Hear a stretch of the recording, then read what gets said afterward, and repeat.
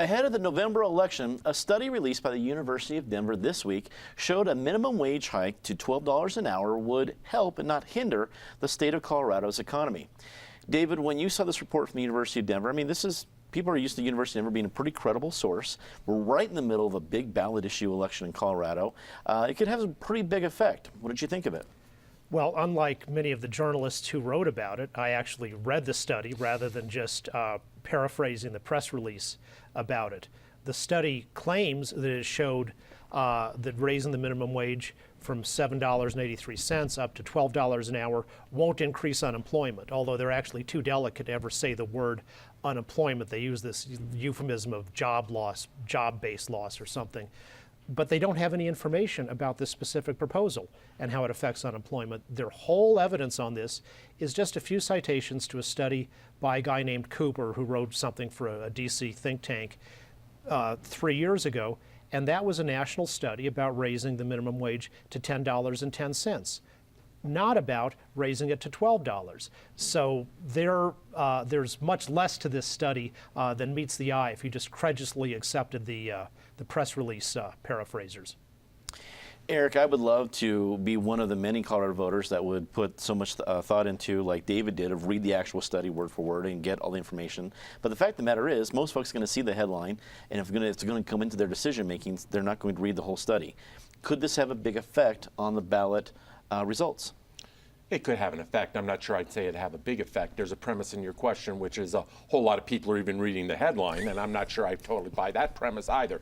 But more people are reading the headline than reading the study. This thing, unlike David, I didn't cheat and actually read the study because that's called doing homework, and we frown upon that around this table. Yep. But the whole issue to me comes down to a trade-off, and it's a trade-off that voters have to sort out. For those who are making minimum wage and would continue to hold on to their jobs, of course, $12. I mean, $12 is not even a livable wage. You can't support yourself or certainly a family on $12 an hour, but it sure beats 8 or some number like that. What that trade-off doesn't take into effect is job loss, and economics, basic marketplace economics tell you there has to be some job lost involved in this. So for those who don't lose their job, it's a good deal. For those who do lose their job, it is a bad deal. For those who don't lose their job, it can boost some consumer spending at the margins.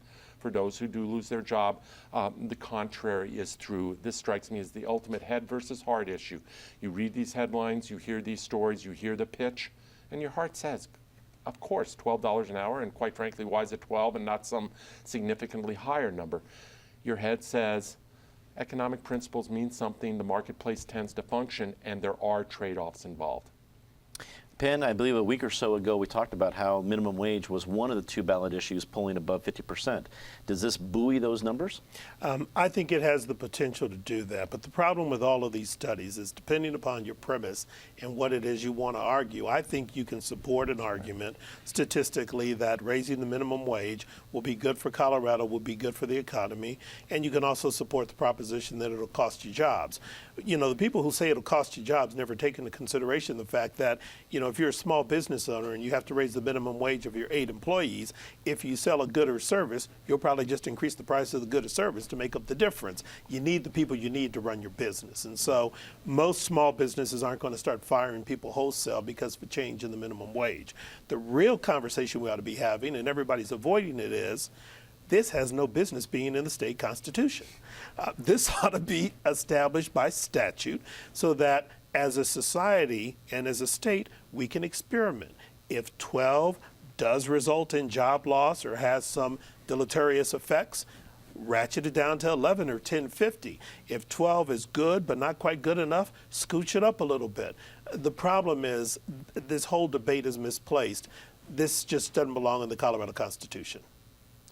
Patty, was it fair for DU to release this study right smack dab in the middle of a pretty heated election?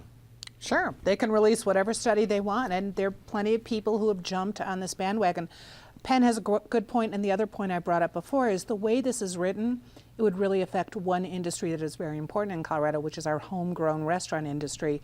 There's the tip share provision, which would mean yeah, you're going to see prices go up because the waiters and the servers who are already benefiting from the tips will wind up also getting an increase in their salary, which will mean the only way to balance it will be increasing drastically the price of food. So I think if the restaurants really have a good campaign out there, everyone has their favorite neighborhood place, that may be where this fight comes down to.